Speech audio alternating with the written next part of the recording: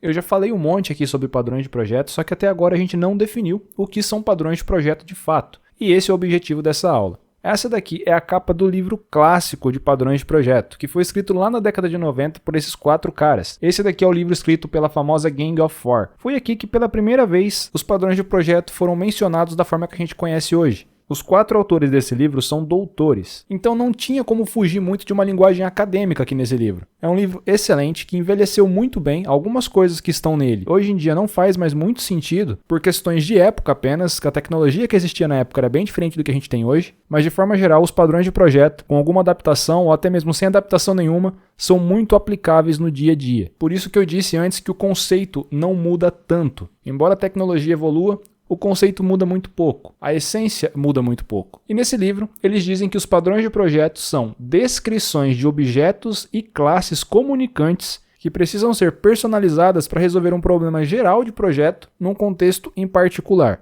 Muito formal, né? Para facilitar seu entendimento, vamos simplificar essa definição aqui.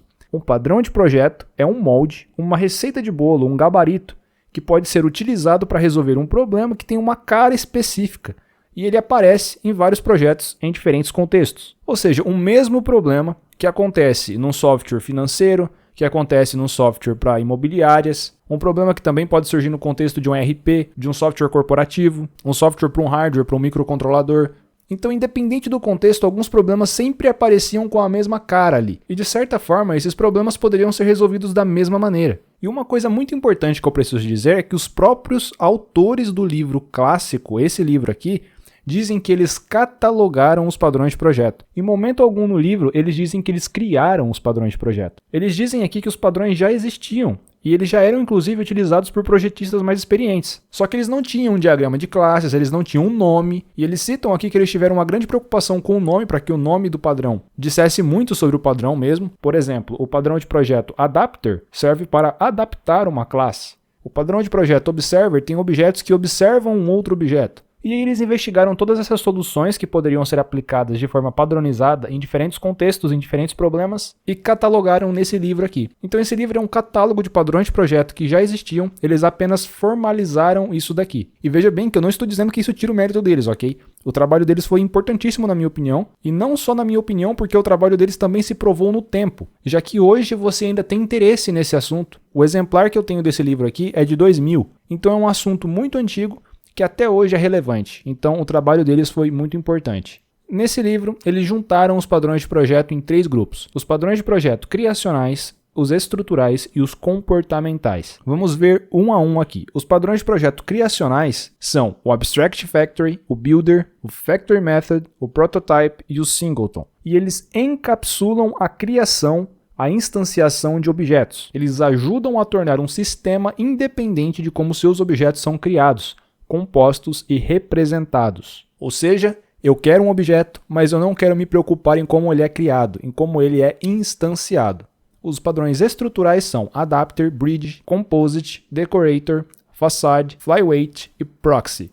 E os padrões estruturais definem como classes de objetos são compostos para formar estruturas maiores. São padrões de construção de fato. Como estruturar as classes de objetos. Quando você pensar em padrões estruturais, lembre de fato de estrutura. Pode ser um pouco redundante, mas pense na construção física daquilo ali. Como por exemplo, numa casa você pega 4 paredes, onde uma parede pode ter uma porta, outra parede pode ter uma janela, você tem o teto, e aí você cria um cômodo. E com um conjunto de cômodos você cria uma casa. Você tem peças que são classes de objetos, que estruturados de uma determinada maneira, formam ali um componente que tem um objetivo maior. E por fim nós temos os padrões comportamentais, que são eles Chain of Responsibility, Command, Interpreter, Iterator, Mediator, Visitor, Memento, Observer, State, Strategy e Template Method.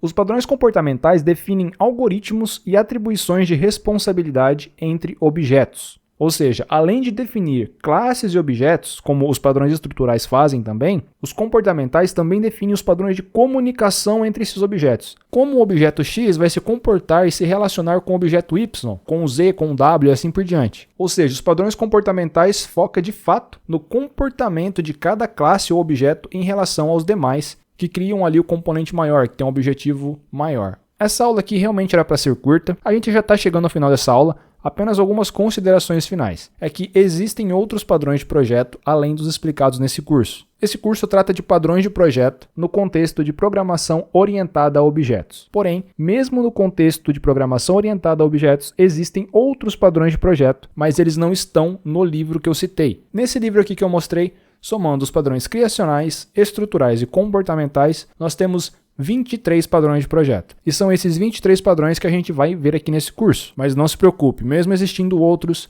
se você souber esses 23 padrões de projeto, acredite, o seu código vai mudar consideravelmente. A sua forma de pensar e de estruturar os problemas que você encontra no dia a dia vai causar uma grande melhora no seu código. Outra coisa que eu quero te dizer é que não tinha como eu começar esse curso sem definir padrões de projeto e dizer quais são os tipos de padrões de projeto, porque você vai me ouvir falar disso daqui para frente. Então, de forma cronológica, essa aula se encaixava exatamente aqui onde ela está. Só que eu recomendo fortemente que você assista novamente essa aula depois que você concluir o curso, principalmente essas definições em laranja aqui, dos padrões criacionais, estruturais e comportamentais. Você pode inclusive baixar esse slide que está disponível aqui na página dessa aula, e depois que você concluir o curso, eu tenho certeza que o conhecimento que você adquiriu ao longo dele vai permitir que você leia essas definições aqui com um significado totalmente diferente para você.